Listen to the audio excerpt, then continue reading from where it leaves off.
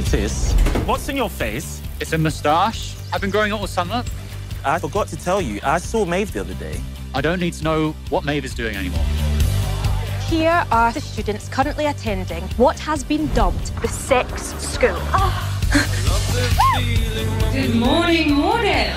How is everyone feeling today? Really good! I am your new head teacher. Seems that there are some students here who get a kick out of giving us a bad name. It changes today. Oh! What?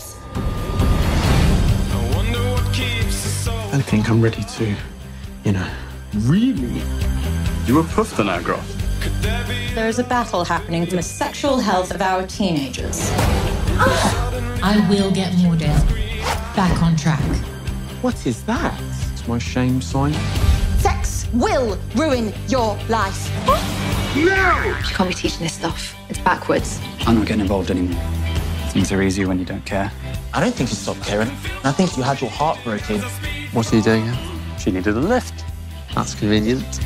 The quicker you and your fragile little peers realize that you're not that special, the better.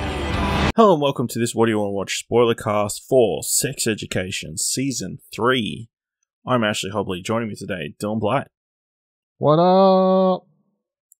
Thanks for joining us for this very impromptu recording. Please be aware we're freely discussing anything and everything about the plot, themes, and ending of the show this season. If you haven't watched any of Sex Education yet, what are you doing? Watch it on Netflix, come back later, and listen as we jump in to discussion of Sex Education, created by Laurie Nun, starring Asa Butterfield, Gillian Anderson, Ncuti Gatwa, Emma Mackey, Connor Swindells, Kedar Williams-Stirling, Alistair Petrie, Mimi Keene, and Aimee Woods. For Season 3, a new school year begins as Otis enters a relationship with Ruby. Jean expects a baby in the near future. Eric and Adam are made official, and a new headmistress named Hope is introduced, whose plans for a major revamp at Mordell cause an extra set of complications for the students. Dylan, what do you think of Season 3 of Sex Education? So good. Everything's great. It's perfect. 10 out of 10. Thanks for joining us for this. Yeah, I think, again, Sex Education, like one of the most consistently great shows on Netflix, seemingly incredibly underrated. It seems, at least critically, it's like, sure, Aimee Woods won the BAFTA for her performance in this, but where is the Emmy love? Is the question. Is it because they're British or Welsh or from the 1960s? Who knows? Where is this show set? I found out they shoot in Wales, so we got that much in. But the cast is from all over the place. Yeah. Everybody's got different accents apparently. Listen, we have to move past. They mention like a really current song, so we know it's like they've got whatever song Erica's listening and dancing to. I believe that's pretty recent. Oh, Nails Hip, yeah, that's Hairs pretty Heels, recent. Todrick Hall. Yeah, so Banger. at least in the last couple set recently. Yeah, but the clothes make you question if it lives in a fancy land, because I'm like, what is this fashion sense? I know, but yeah, really great. I think I talked about on What Do You Want to Watch. My major issue is I feel like some of the relationships are kind of rushed through, especially ones we sort of saw coming. They've kind of begin and end before, you expect to. I think mostly I'm talking about Ruby and Otis. I feel like that ended too soon. Maybe it ended well enough, but also Maeve and what's his face? Maeve and Isaac. They got together for like one episode. That was it. That's life, man. Yeah. But yeah, other than that, I feel like, it's pretty hard to pick holes in this show. But yeah, let's start there. Dylan, what do you think of the Otis-Ruby relationship? Because Ruby, obviously, from the Untouchables, we had the pregnancy scare at the last season, but, we hadn't had much of her previously. But I feel like she won a lot of people over. I really enjoyed their relationship because it gave us a better look at Ruby, like the moment where they go to her house and you get to see just more of her just being a person, not the fake school popular girl personality thing. Yeah. That was really good and I enjoyed that. I don't think their relationship came to an end too fast. I think it served its purpose, which was Otis is super upset after Maeve never responds to him, and sort of now he's like, I'm just down the fuck, bro. Like, I don't even care about love. Like, that's the whole sort of like thing he's supposed to be going through at the time, and they get to do an arc with him coming back to even asking his mum, like, do you think I'm like, you know, what kind of person do you think I am? And she's like, I think you're the type of person to seek love or what, you know, like all this sort of stuff. So he's just like sort of trying to act out his shell. He's getting dressed. She's dressing him and whatever else. So obviously he's still trying to hide his feelings he still has for Maeve by putting it all onto Ruby to a degree. And then it leads to this great moment where they get to go into the whole thing of like, if you're in a relationship with someone and someone says they love you, are you then obligated to automatically say it back even if you don't at the time feel the same, which is like sort of an age-old question. Like, yeah, something that's been explored a lot, but like, yeah. And then, you know, do you stick with somebody who doesn't, in the case they might feel that love for you? It's like a, yeah. You know?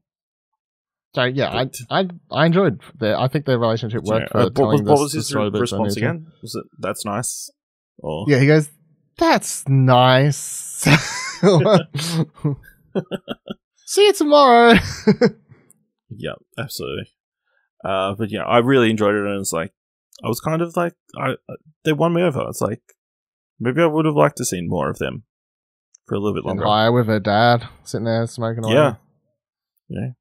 But yeah, you know, Otis was the first person ever to visit her house, which is kind of crazy and that kind of stuff. So very cool. Also helped break down her barriers though, because then she invites over her real friends later. So. Yeah. Absolutely. I guess the major like relationship, Adam and Eric. You know, they finally got together. The end of last season. You know, after he dumps Raheem to be with Adam. You know, and we get to see them like kind of grow, and Adam again kind of the ultimate redemption arc we've had so far of him, like a character that everybody very much disliked in the first season on purpose. It's terrible. Yeah, because he's just mean and stuff. But you know, by the end of this season, you know, you feel super bad for him. You know, I've watched that poem reading scene like a bunch of times. You know, because I think it's just like perfectly cut together with like the footage of him in the dog show and like Raheem reading in on his bed and like the delivery and everything and the music. It's just one of those really good moments of the year. So. How do you feel about the relationship and Adam, Eric? I think that's the way it had to go. I think that makes sense for both characters. I think, you know, for Adam's story to continue as him growing as a person, it kind of makes sense that he now sort of has his own thing and sort of gets to grow himself and get an understanding of who he is as a person, not being a fucking asshole. And not having to deal with his dad and whatever else, and he gets to discover that person for himself now, and he's on that road now with the dog show thing starting up at the end of the season. Like how it's like the perfect moment is when how happy you can tell he is when he gets the honorable shout outs, but then also it's sad when he straight away walks through the door and he's like, don't tell dad because he'll be so pissed off I didn't win a real award or whatever. Like it's such a like dichotomy of character traits and sort of like trauma as from his father there. But then a relationship with Eric, I think that also just makes sense for Eric. Like Eric as a character is like this super outgoing, 100% knows who he is at all times sort of thing. I think he was an asshole to kiss what's his face in Nigeria. Where? Nigeria, yeah. Like that was bad, obviously, but at the same time, I think like him coming to this sort of. I actually can't remember. Sorry, but him coming to this. Let's talk about those two countries a lot. Him coming to an epiphany that he, you know, like he wants to be free, and you know he's young, and he still wants to be able to get out there and party, and I guess like explore his options or however you want to put it. I don't feel like that's necessarily like a bad thing. Like, he is young. These characters are all young. So him, like, it's just he went around it the wrong way is the problem, of course. But I think that's, like, the story for both these characters makes sense for me. And I certainly don't feel like it was a bad decision to break them up at the end of the season. No. As much as it hurts to watch, I guess. Yeah. Yeah, I know. Yeah. I mean, it's probably the best thing for Eric, who wants to be free and probably wants to go to, gay clubs and stuff. Adam's much more insular and is still kind of coming out as a person. But I definitely got vibes like maybe they're pushing Adam and Raheem together for next season. They're buddying up. They've both shared poo. What a scene! What a moment! What an episode! It's like, it's a show that's trip? Both like, it's so serious. This show at times like tackles like such real themes in really ways that other shows don't even do anywhere near as good as this show does. And then they have two people get high, and then a dude throw a fucking giant shit out the window and have it explode in a sock. Yeah, and in a sock. Yeah, like it's a show. It's a weird show. I guess other big relationships. Obviously, how did you feel about the resolution of the Isaac Maeve stuff? Like, I felt like it. Again, I felt like that relationship felt rushed, but I feel like they kind of painted themselves in the corner where everybody hated Isaac for deleting the voicemail at the end of the last season. Here was going to be my question. Does anyone like Isaac? Because this entire season, I do not like Isaac. Still don't like Isaac. Don't feel bad for Isaac. Don't give a fuck about Isaac. Like the second him and Maeve got together and she sort of forgave him that quickly for the whole thing, I was like, man, fuck Isaac. So yeah, I'm glad they're over. I never cared for him. Like, he was painted as the villain. Like, the cliffhanger of the past season was cliffhanger, villain. And then we come into the season, they're like, oh, look, maybe he's not so bad. I'm like, nah, dude, fuck him. But, he paints. Jog on. Fuck oh, wow. Yeah, I was happy that, she moved on, It's hard to get past that moment because obviously, we're so invested in Otis and Maeve. And, he full on, like, blew it up. Even though, Otis was a dick. It's hard to forget that, he said all those terrible things at the party and everything. But yeah, that was the turning point. And, it's fine. I feel like their friendship was kind of... I enjoyed them more as friends than, romantic. It was plateauing. But, let's talk about the other important relationship, Maeve and Aimee. They had their rough patches this show in this season, They had their first, like, ever blowout as friends. First ever fight as best friends.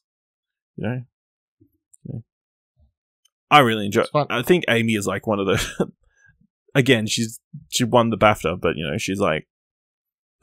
She'd just kill you in a scene. Like, it's so unexpected from someone who looks like her to say some of the stuff that comes... The goat... I think she might be a lesbian.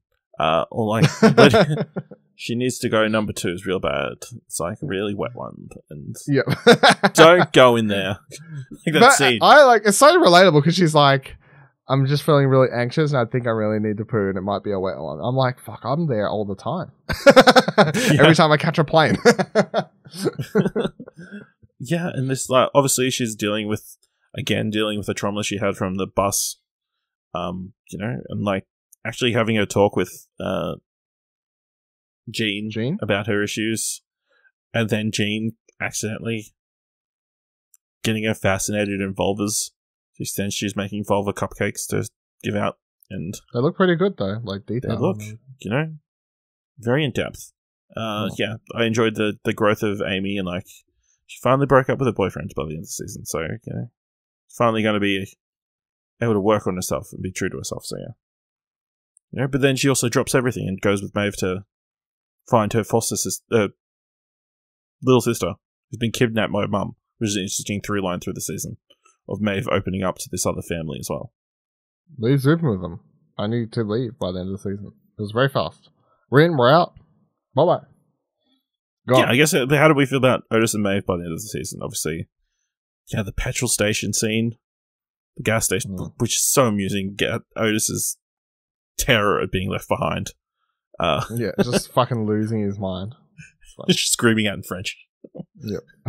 He's saying it right though. He didn't know if he was saying it right, but apparently according to the subtitles, he was saying it correct. Yeah. And yeah, it was cool that they finally got together, but then, she's leaving on a jet plane. Don't know when she's coming back again.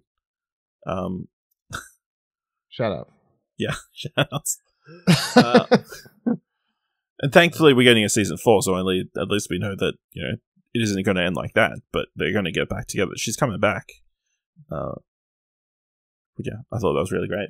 Imagine if this show carries through to like adulthood and shows you the like you just never you're always getting educated on sex.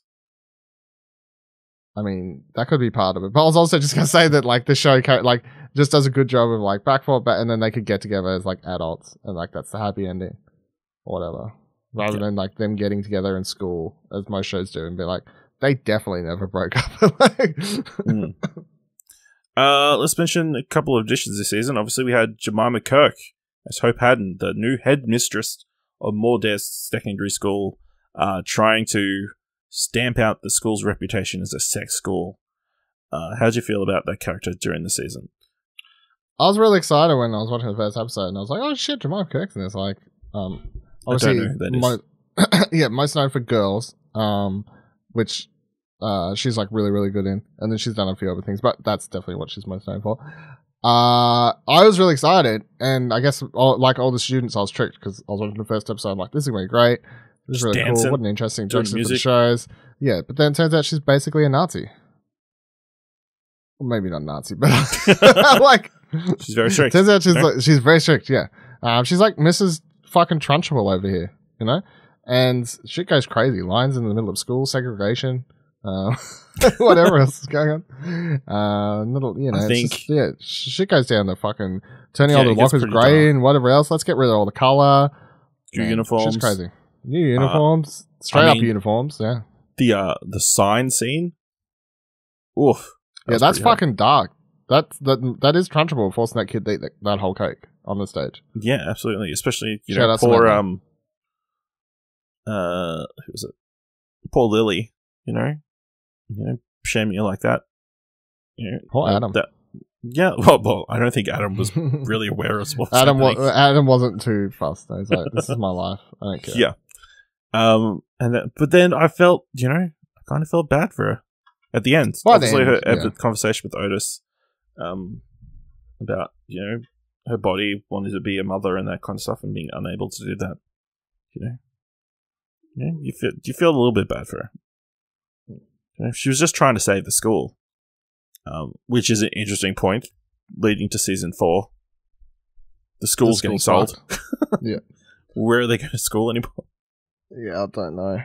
I was going to say that I'll be interested. The other thing I think is worth pointing out about that scene, that was probably my favourite part, where Otis is talking to her about all that stuff. It's just the fact that Jean's there and she doesn't interrupt and she just listens, and then you get that really nice conversation after where she's not fighting against him anymore and sort of goes, hey, I actually think like you're kind of good at this and it seems like you enjoy it, so if you want to pursue this as a job or whatever, like I'll support it.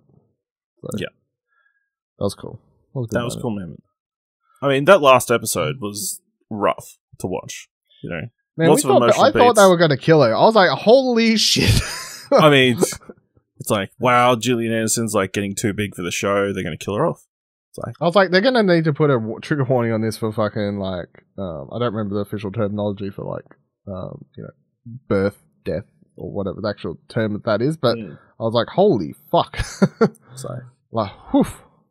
You get the beautiful scene between Otis and Eric and the vending machine where he's trying to do something properly. Yeah. You're going to be long. I want a couple of hula hoops. Can you not see? Yeah. That's as close to the dirty pig line as we got this season, I think. The other major character that's introduced this season was Cal, a non-binary student who develops a relationship with Jackson. Uh-huh. The two of them rallying against Hope's regime, with Viv kind of being the the lackey who turns on her master throughout the season. I really like the relationship and everything, and it's, obviously, I'm sure it meant a lot to a lot of people to have like a non-binary character. 2 non-binary characters, I guess, on the show this season. Yeah, well, the other one is kind of barely there. It's just a side character. But you do get that one moment, in the last episode, second last episode, where the last episode Cal's helping them. Yeah. Helping with the binder, yeah. Yeah, Cal was a really good character. I think it's like obviously a character that they didn't have in the show, a certain point of view that most shows don't have, and also it is like, well, it's a massive school, like can there be like one can we represent like one non-binary character? But also not only was Cal like really good as a character, and that actor is really good. What's their name? I actually don't know. They're really good. I looked them up before. They'd only been like one other thing, so I can't really remember. Sorry. But also, it just plays in really well with the... There you go. It also just plays in really well with the new teacher, the new principal, and the sort of like how they want to run it. And you've got these very like good, like very yin-yang, like good, bad. And then you get this whole like male, female, and then like, you know, like all this sort of stuff. So having like a non-binary character fit in like really helps sort of push back against that and go, look, the world's not black and white anymore, miss, sort of thing. Really good. And as I said, I think I want to watch. Like, it also was a great opportunity for Jackson as a character to have a new direction to go. Given I feel like after last season, his relationship with what's the other character? I can't remember her name. What you just said, Viv. I can't remember. Viv. His relationship with Viv, that whole thing was sort of coming to its end. So even though it continues, and it does continue, but like that, there wasn't as much steam there anymore for them two. So having the thing with Cal happens is really good. Plus, it's not just that they become friends. It does get to the show. Also does an interesting. I've never seen a show actually do this. Like I've seen non-binary characters in shows before, non-binary characters in some stuff like. But like to have a relationship form where this show covers the thing of, Cal says, you still, the whole thing about you still look at me as a woman. Like, are you aware that you'll be in like this queer relationship if we're dating? And he freaks out and leaves, and then you get that cool moment where Hannah Waddingham come back off the Ted Lasso set for like 20 minutes to film one scene. To talk about shame. Yeah. So that was like, and you get that kind of, it's cool to see how far they've sort of come, I guess, as well, because coming off the first season where it's like drill, run, or whatever, swimming, whatever the fuck it was, and now he's like tells his mom, and then she's like, what? No, he's like, when did you first know he was gay? And the fact that she's not like, she's just like, do you want to like eat some ice cream and discuss it or whatever? So I don't know. Sometimes you just don't need more drama and stuff. Sometimes it's just nice to be like, oh, these characters, they've had growth, and this is how they are now. So also, I think Lily had a good season. Obviously she's forced to get out of alien stuff, and then she's sort of kind of like shamed for that. They continue a relationship with Ola. But yeah, it was weird to see her plain faced. The alien stuff? Yeah. It didn't look, And then it turns out everybody loves her stuff. So, artist. Then we have the Jean, Jacob relationship. Which was amusing to watch play out.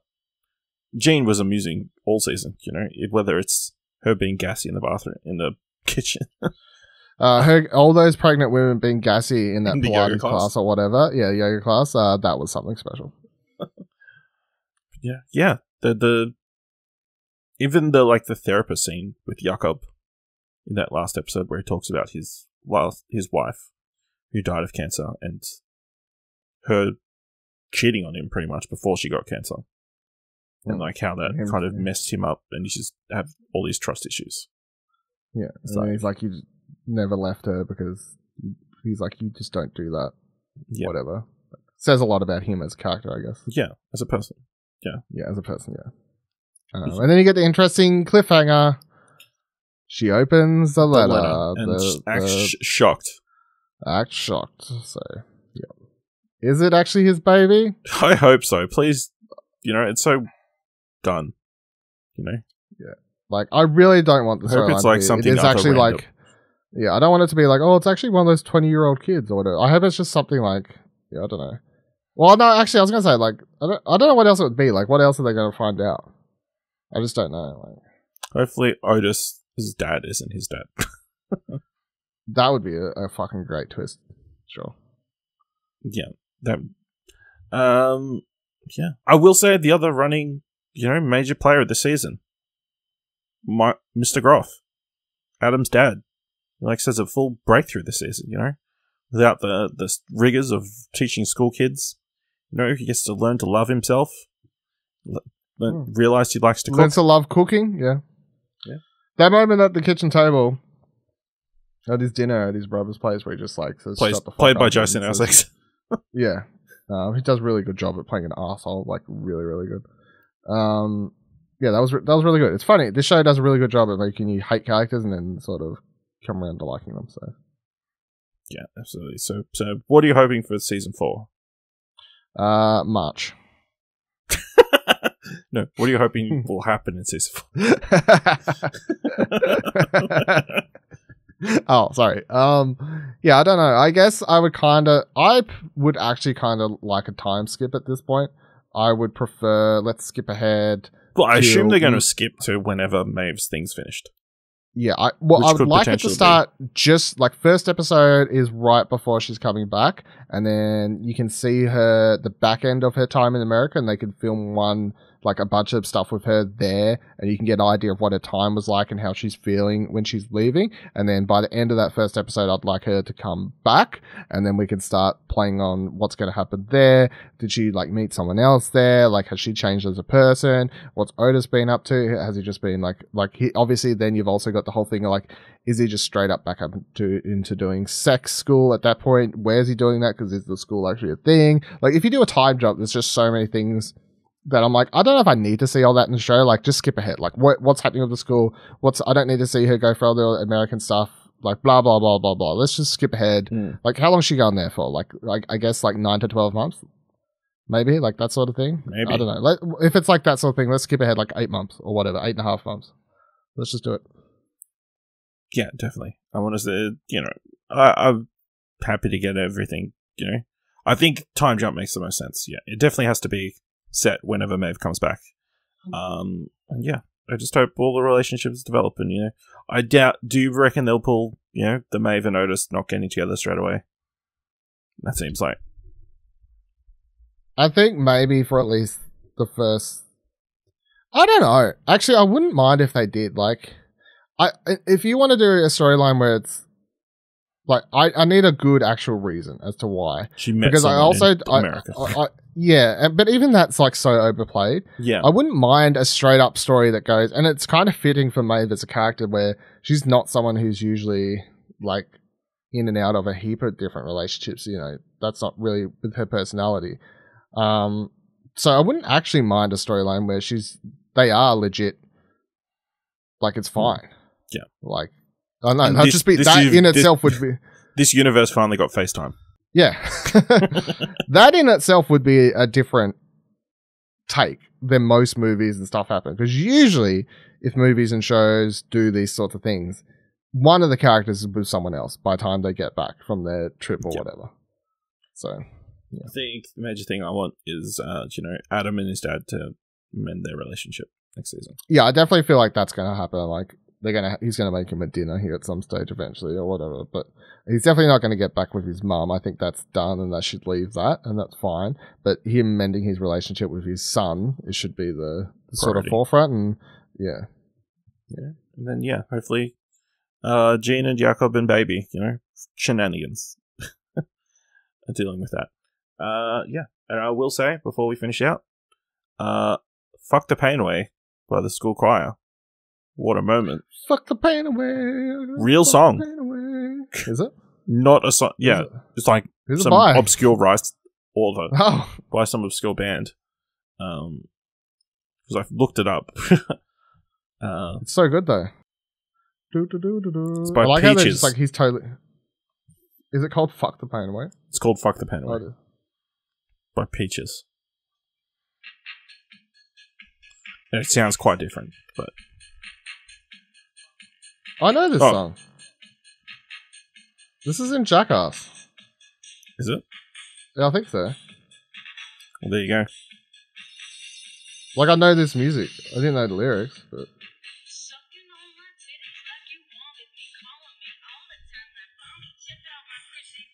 I swear it's in Jackass, huh? Could have been. Now that I'm hearing it in this form. Not a cappella. No, yeah, maybe I didn't click on until I actually heard the music. Yeah. Australian pop group. Peaches. Yep. It's in the first Jackass movie in the first Old Man segment. Incredible. See? Dylan is showing me we just watched this. The video without audio. of Johnny Knoxville as that old man with his testicles on the table bench. Man. I was like, as soon as I heard that music, I was like, I know this music. Why didn't I click onto this? But no. It's because I didn't remember, the a cappella part of like, fuck the pain away, like, doesn't hear it. If they'd said the, it's like the sucking on my titties. Sucking on the titties, I'm like, I know that with the music, yeah. Alright, there you go. Yeah. But yeah, what a musical number. What a musical number. You know, just, I love Jackson's reaction to the song starting up. I just love her going off. Yeah, and her walking in, and then him just like, is this fucking great? Oh man, like, that teacher, you know, I love their relationship. Him and Mrs. Sands, Miss Sands, you know. Yeah, and then glad they stay together. Yeah, you know, and him realizing Maeve and Otis aren't Maeve isn't on the bus. Nobody cares about Otis. And these two foreign tourists on the bus instead. What a gag! Great times. My name's Gregory or whatever. He's like, hi, Gregory. Oh, and then they kicked them off. How'd they fit back on the bus? Was there extra space? Come on. I don't know. Maybe they left them there. But then also the other kid, the Sex King, you know? Oh, Sex King. And then him having the amazing speech in which he stole a helmet from a war memorial.